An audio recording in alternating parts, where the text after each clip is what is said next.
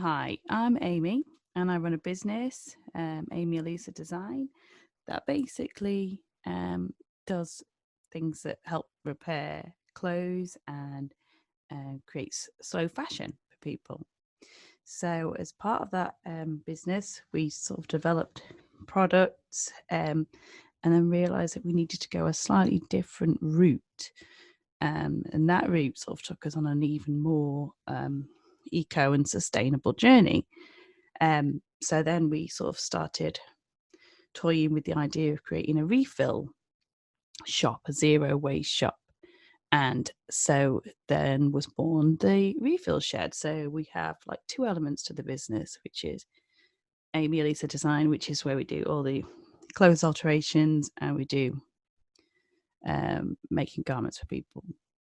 Okay. And then on the other side, we do refill products, things that you can get that are more eco sustainable things for the home, for yourself. So we do those sorts of things. And then as a sort of crazy culmination on top of that, I realize I need to do even more um, if I'm not already doing enough with these kind of things. So I developed this new sort of route, shall we say, that's called Slow Circular Earth. And I've been doing some sort of big blue sky thinking sort of about what this all means. And basically, in a nutshell, it's about how to get free eco education to everybody, so that I believe that everybody deserves educating, and accessibility to it should be free. So I had started by I've been writing books, been writing blogs, posts, been doing videos for many, many years, and lots of different things like that that have shaped what we're doing. But they all, they all had a price tag to them. So I was trying to make money from these things that I was doing, thinking that that was the right way for the business to go. And it seems that actually, no, it's not supposed to have that kind of an impact where it's not about me gaining, it's about everybody gaining. So it's about us all learning together and growing so that we can be more of a sustainable community together. So that's a little bit about, what we do.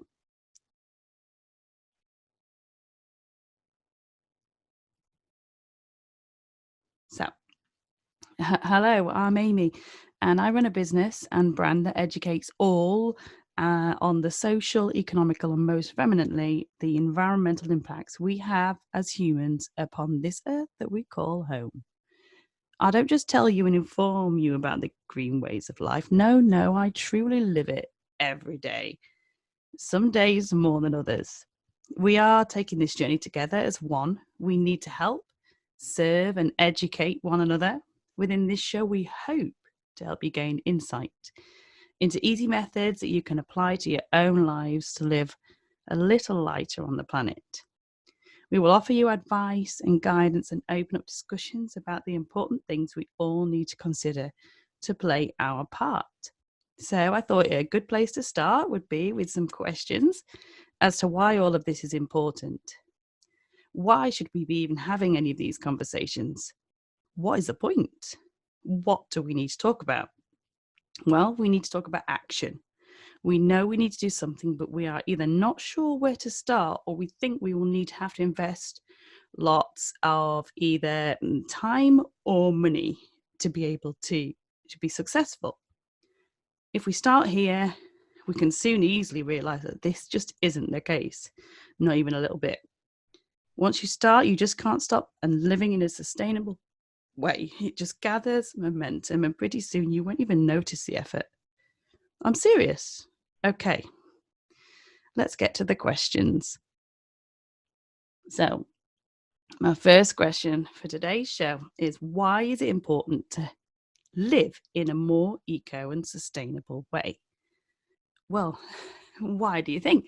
Um, if we all live a little lighter and all try and change the way that we live to better help the planet and us as the human race, we are saving ourselves. So in terms of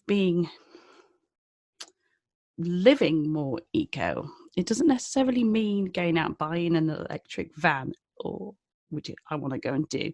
It doesn't mean doing those big gestures necessarily. It doesn't mean how you don't need to spend lots of money to be able to do it.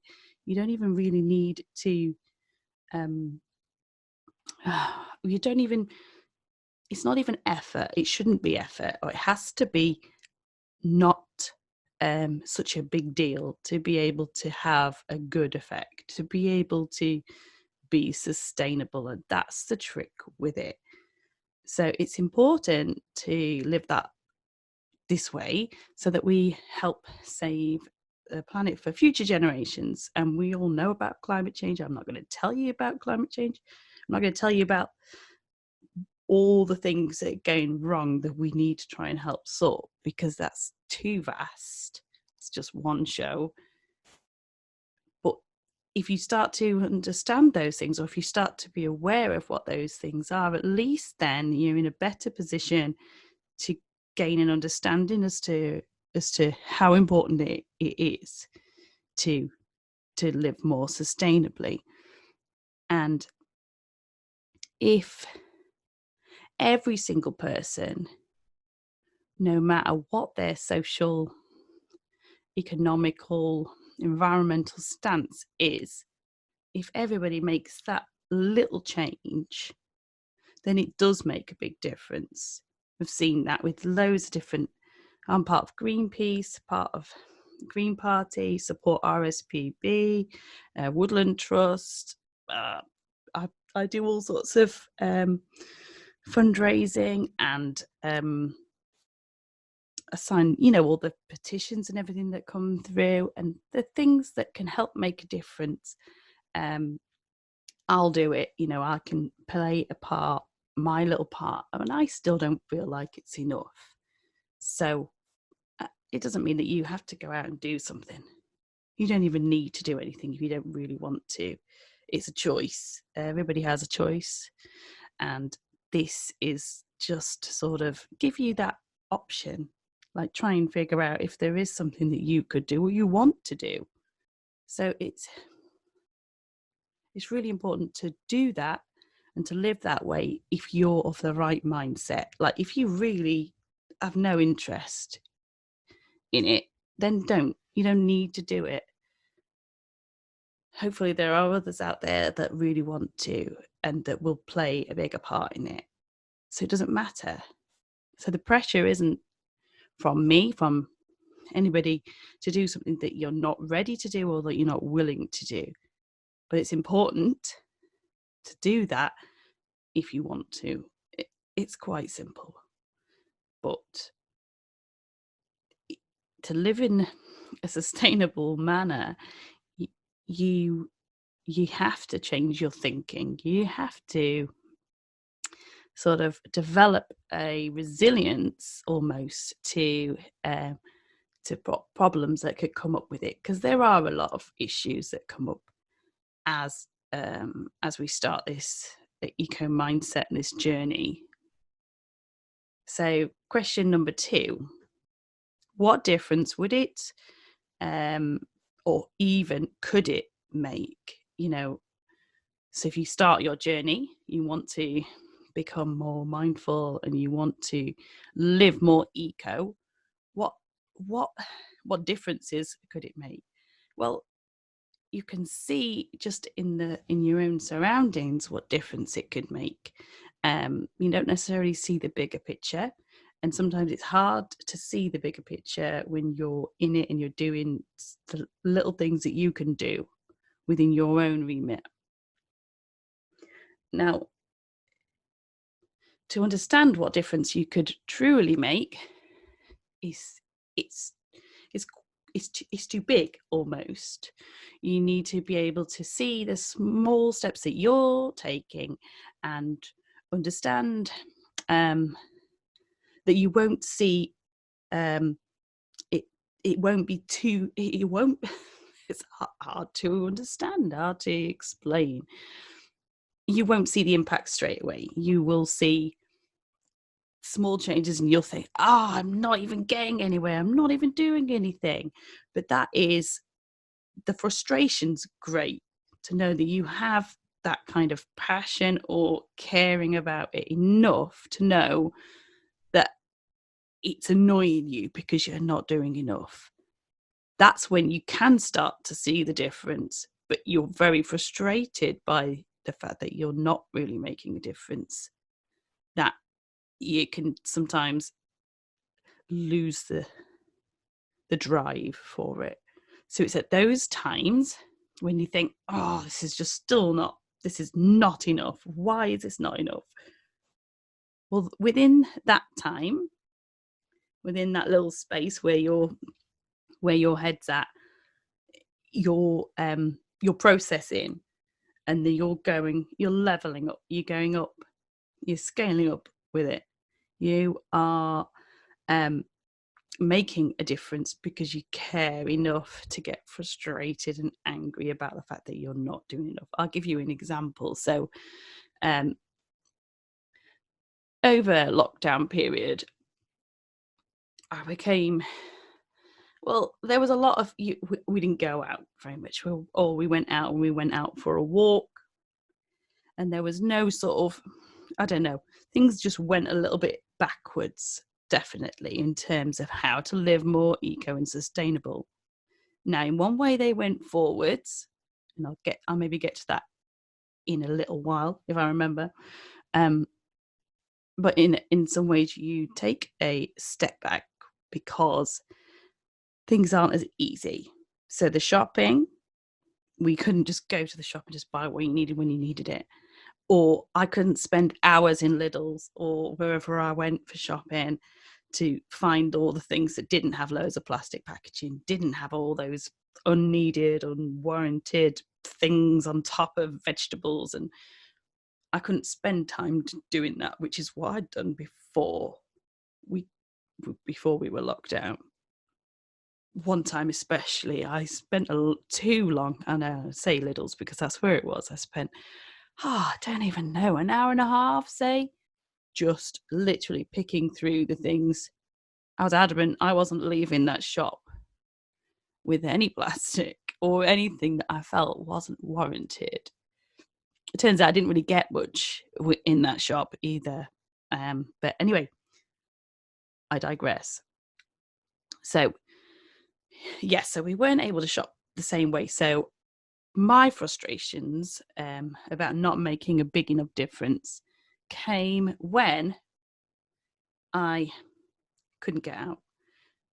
Sometimes had to send out, and we got shopping delivered, and things just came as they came. Like we needed bread, so we couldn't get the bread that I would usually get, which is either in a paper wrapper or make our own, whatever. But we couldn't get the flour to make our own. So one of the frustrations was that we were buying lots of different bread, and ended up with plastic packaging, and also then like boxes and pizzas and just things that you could get easily on a shopping delivery coming to the house. And then at the end of it, I just got to a point where I realized I got just hundreds and hundreds of boxes, plastic wrapping, things that I would usually just sort of save and use, the boxes we would, and the plastic bits that we did end up buying, we'd use, and actually kids would do some craft or something with it, which honestly was absolutely brilliant when we were homeschooling. But there was just an overload of stuff. So it frustrated me that I couldn't just do and shop how I wanted to shop. I wasn't able to live that kind of refill way, which is what we'd started before lockdown had ensued. So that was a big frustration, having piles and piles and piles of stuff that either was recycling or going into landfill. Just, what is the point, is what I ended up sort of saying. What are we doing? Got this stuff, all this stuff, but why? What am I going to do with it all? What is, it was just a little mind-blowing. And I was really frustrated. I think I even wrote a blog post on it. I don't know if the blog post made it, because I think I felt so frustrated with myself and just heavily annoyed. And I thought, I don't want to put that out there, because that just shows that, look, I'm this big eco advocate, and I'm trying to show this is how you should try and live your life. This is a great way to do it.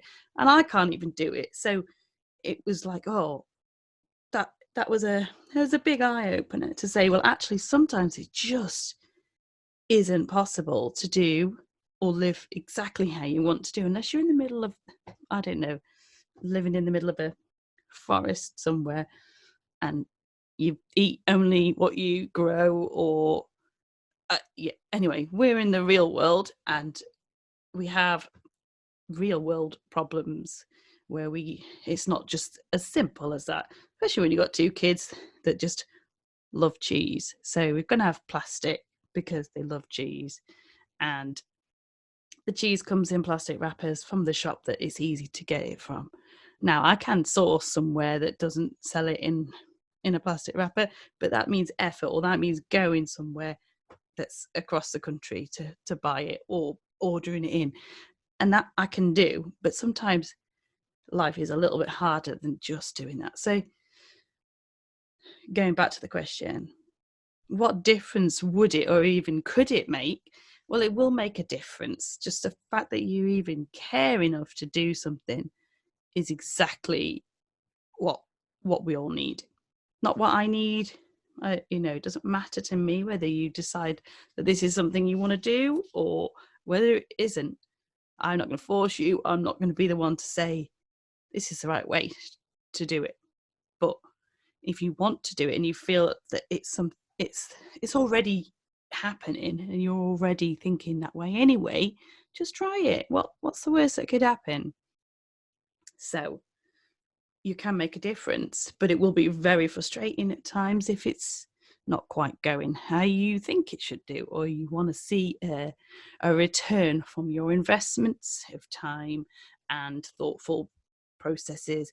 It won't become evident. Even I'm like, well, if you could see the rest of my room, it's just covered in little notes and post-its and mood boards, vision boards, and toilet paper, just the stuff on the walls that basically everything I sort of do and think is, I'm consciously very, very aware of what I can do to have an impact and to make changes in my everyday life. And basically all this is starting the conversation with people, starting ideally locally, so that we can come together as a community and build, not literally, not even really figuratively, but build this sort of this good old-fashioned ethos of just living in a more holistic way that doesn't impact the earth as much as it has done. Now, for me, it's okay saying that. One key part is that at the end of the day, it's not always down to the individual, and I'm fully aware of that. But we still play a part in it. We can still play a part. And as a community, we certainly can play a bigger part when we're doing things together. I know that majority of things are out of control, or are out of our control, not out of control. Well, in some cases, probably are out of control. But in, government decisions, policies that we can't necessarily impact. Yes, we can sign a petition. Yes, we can send our MP an email. But does it always have the effect that we want it to, or that we need it to have? Not necessarily. So there are things we can do and we can make a difference. I truly believe that we are making a difference in every little step that we take. Okay, so that's good. So question 3, how can we make simple changes that will last easily, affordably, and sustainably? So 3 quite key things that come down to political, social, economical, and environmental points. We need to be able to adjust easily to live in that way, because if it's going to be a pain in the bum, we're not going to want to do it.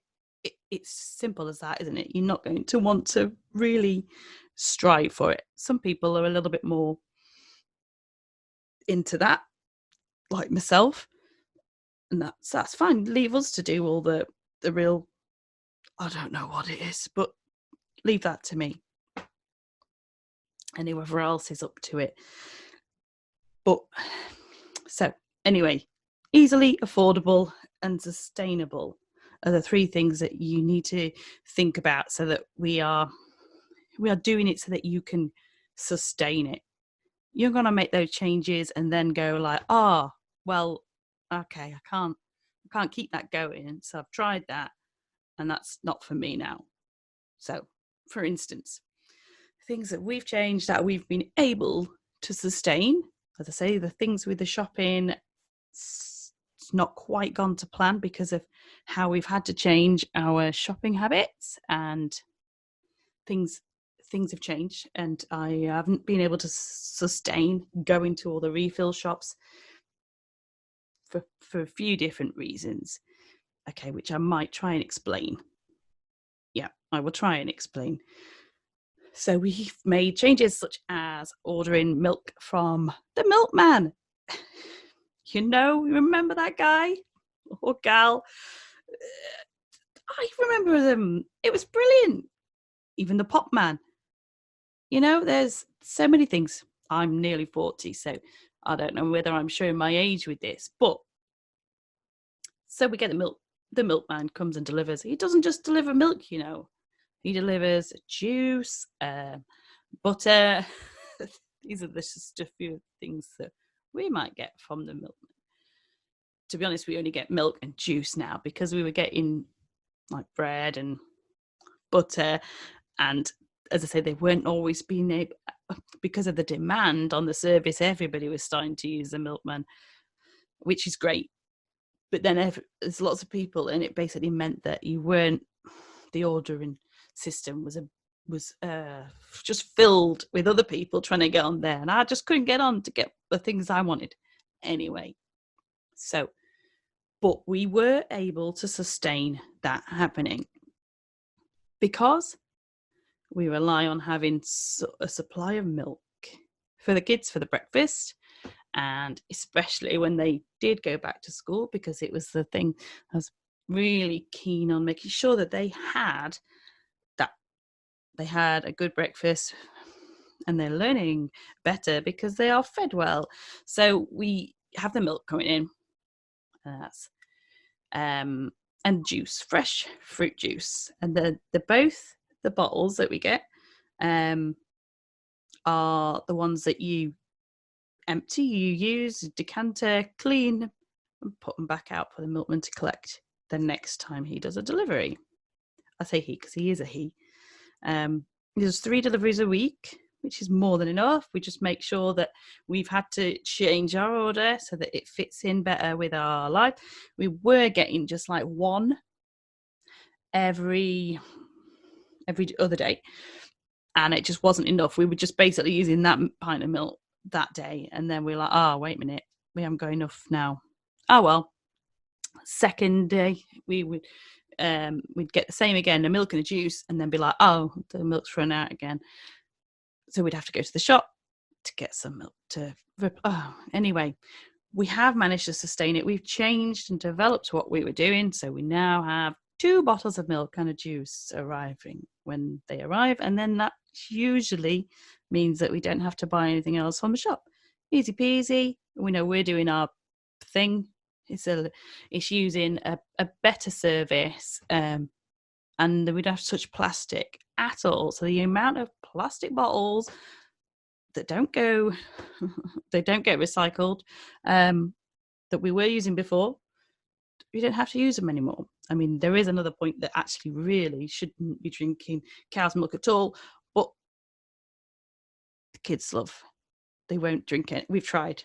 I tried many different types of milk with them. Anyway, they're not as keen as you would think they would be on coconut milk on their cornflakes or oat milk. Actually, that's all right with porridge. That goes down well with porridge. Or almond milk, especially for my son, who's really not into nuts. He doesn't like nuts.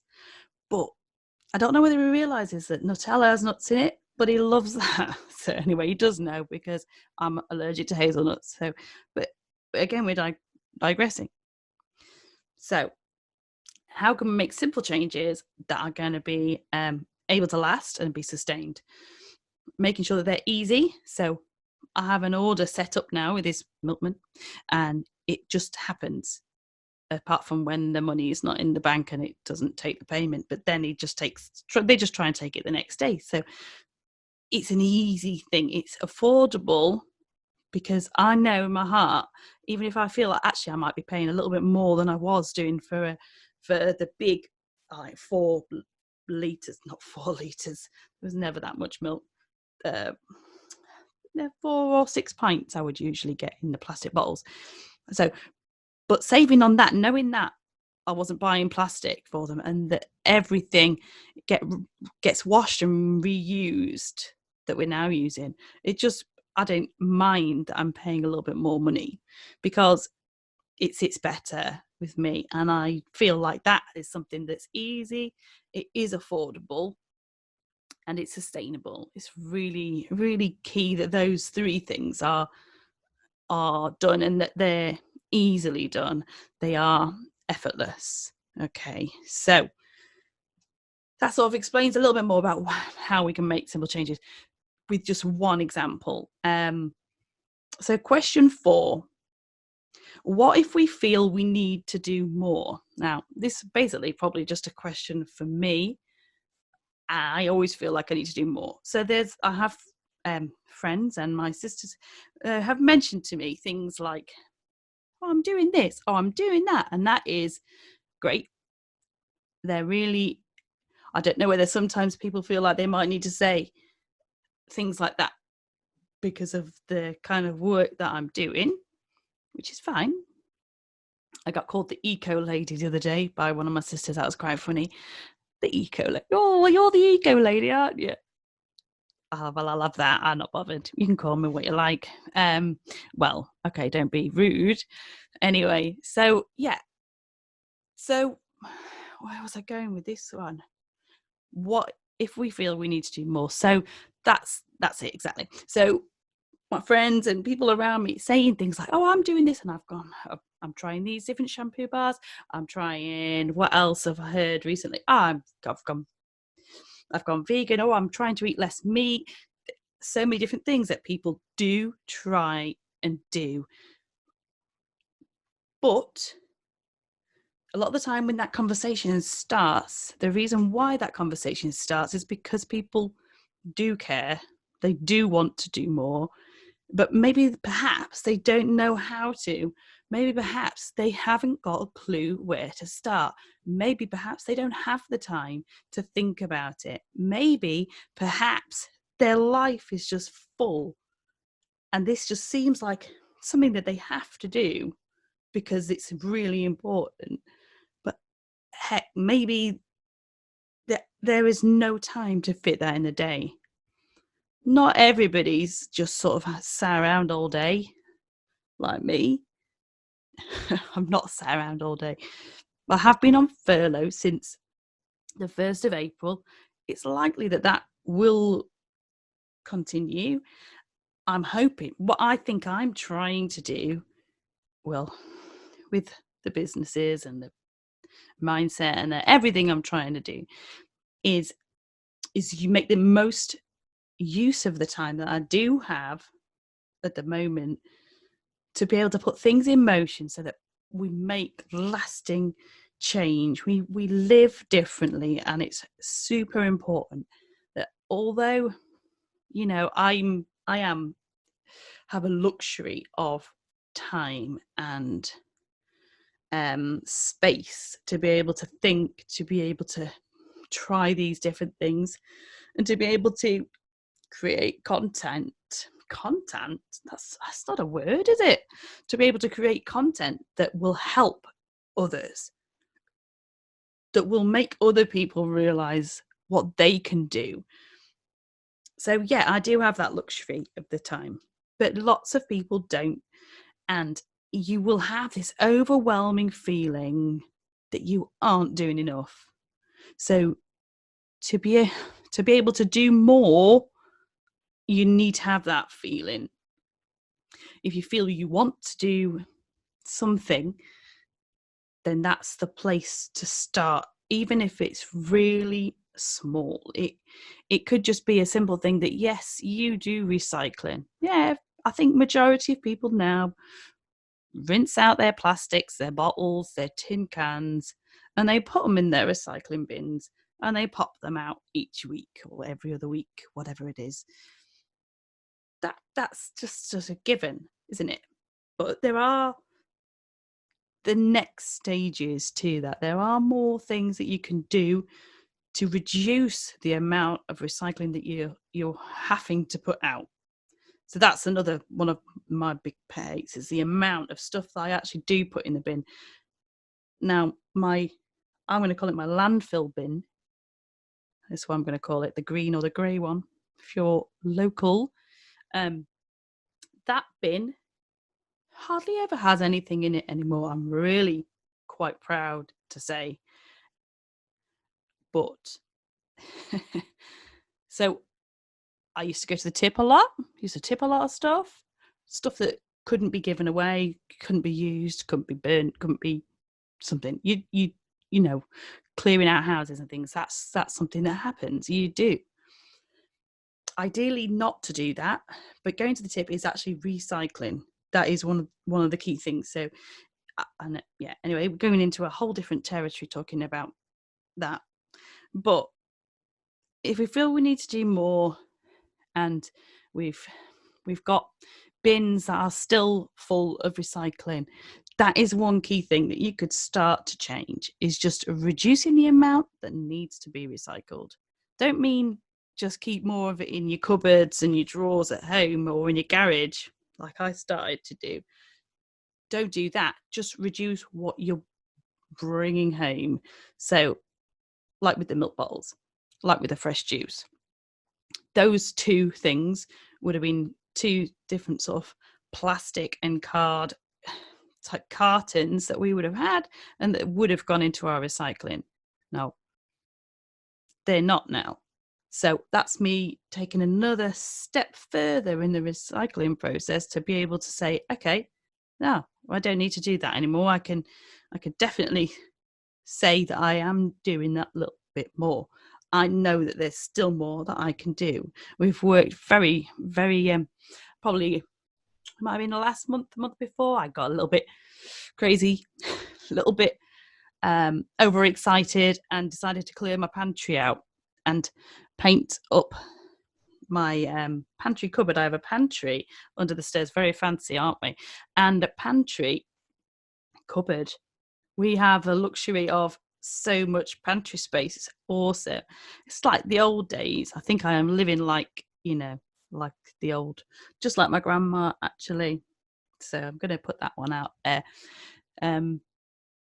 So yeah, went a little bit like, oh, this is exciting. So I cleared it out, cleared out all the things, checked what we had in there. We redistributed things. So we're putting the flowers in the jars and old I'm basically just a bit of a hoarder as well. So keep lots of glass jars and tin cans, but tin cans will come into another project that I will talk about another time.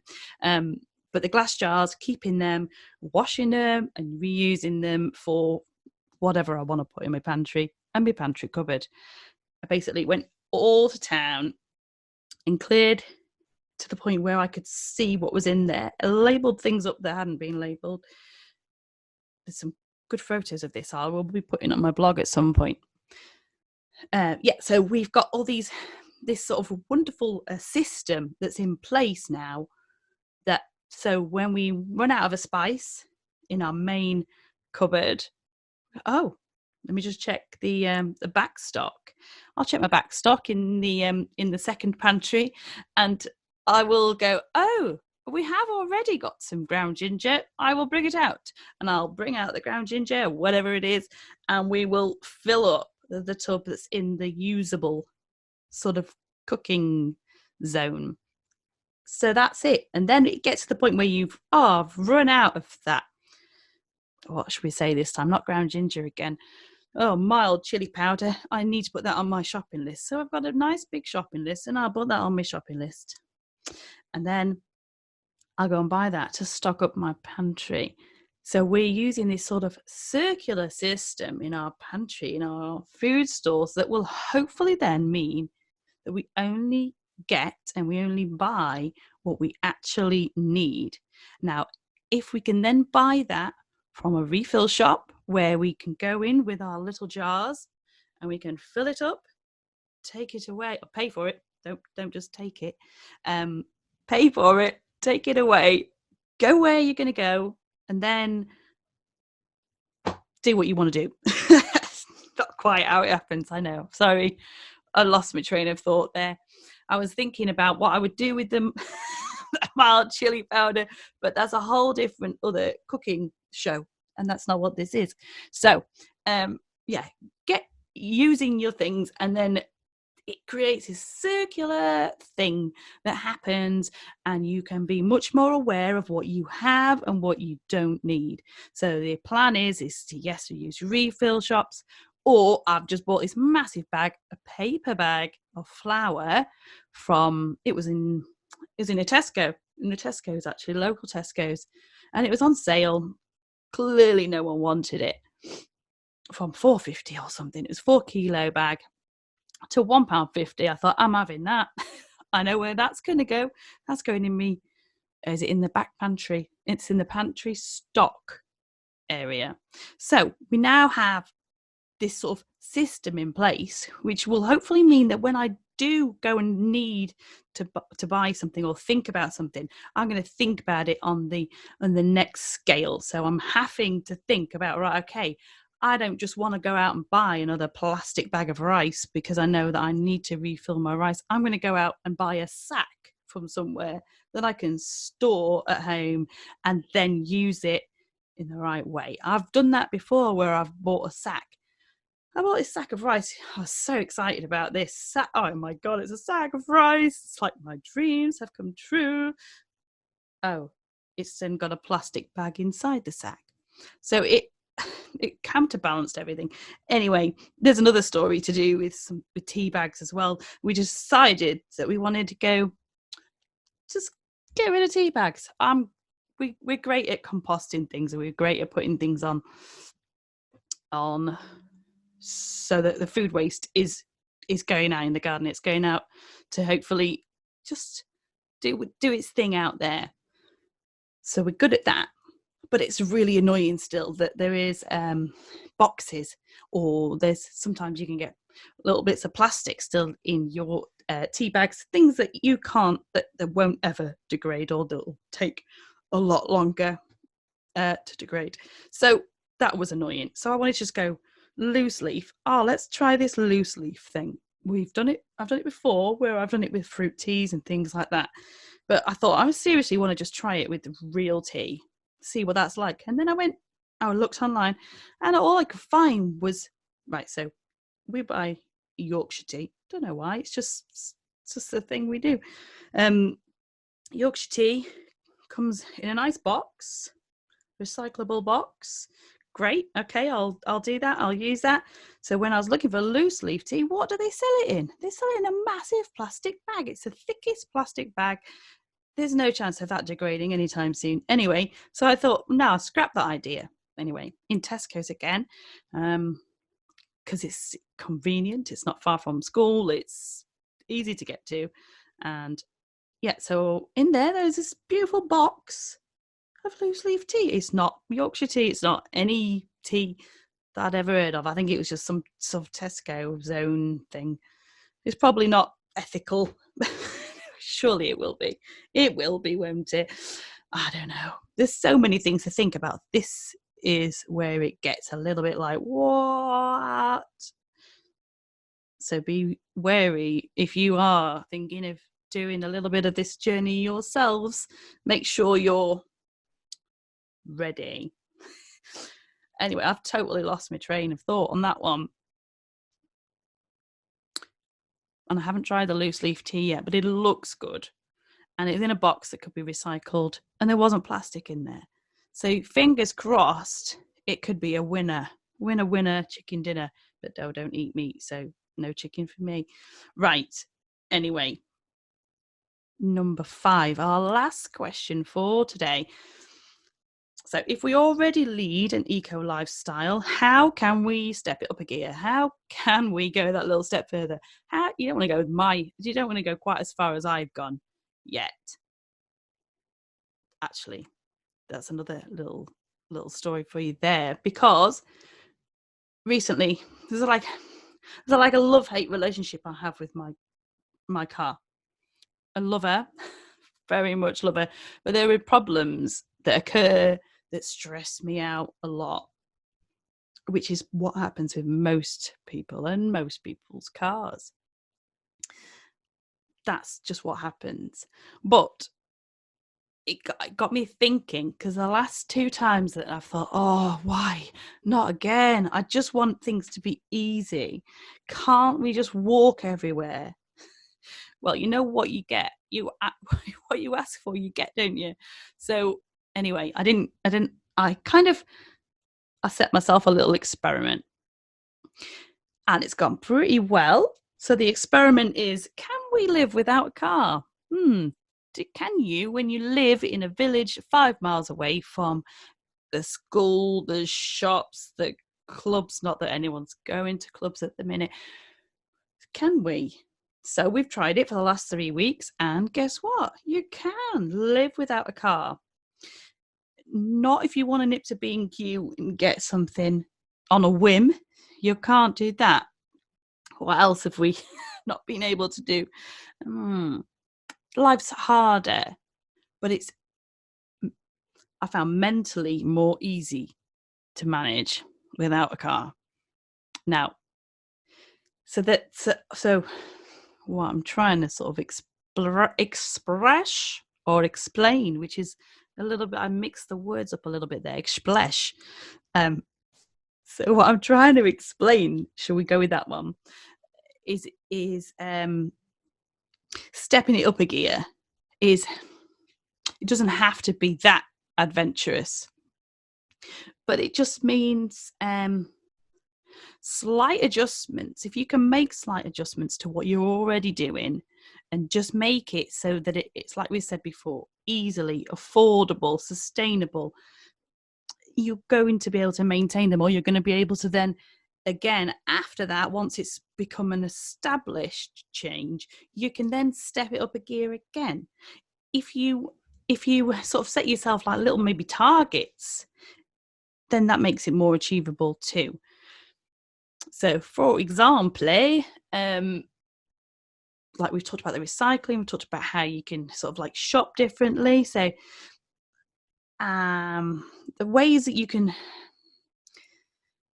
simple ways to do it. Now, if I can try and put this in a way that sort of makes sense. So things like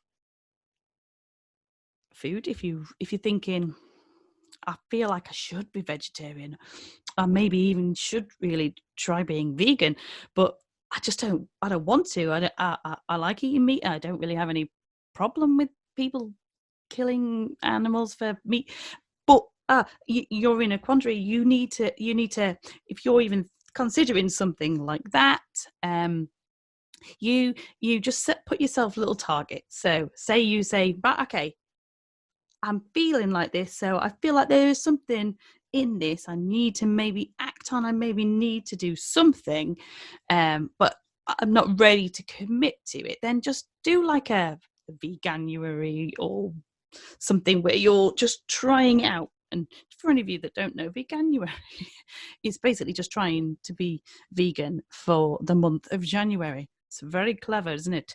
So you could do that. If that's too much, then just say, I mean, when it was vegetarian, I believe it was vegetarian week, not last year, year before. And I thought, oh, I'll do that. That's what I'll do, because I thought about not eating meat. I've never really been that bothered about it, really. A bit like my mum, just not really too fussed about it. But I've enjoyed it. I'm not going to say that I won't. I haven't. So anyway, yeah. So I just tried it for a week, and I think I did all right.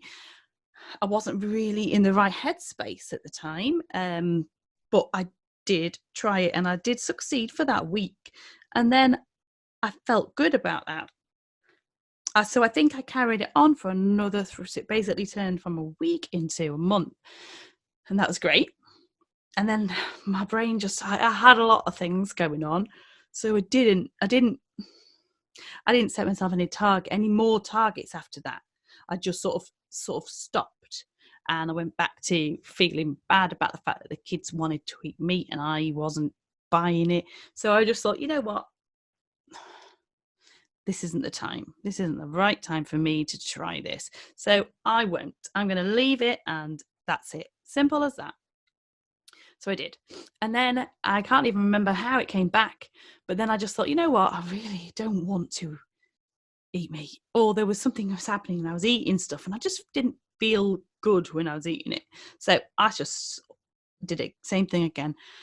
But I set myself some targets. I think it was, this week I'm not going to eat meat, but I'll cook it. I'll cook it because I know that that's where the problem is for me, is if I don't cook it, then I feel the guilt of not cooking it if the kids want to eat it.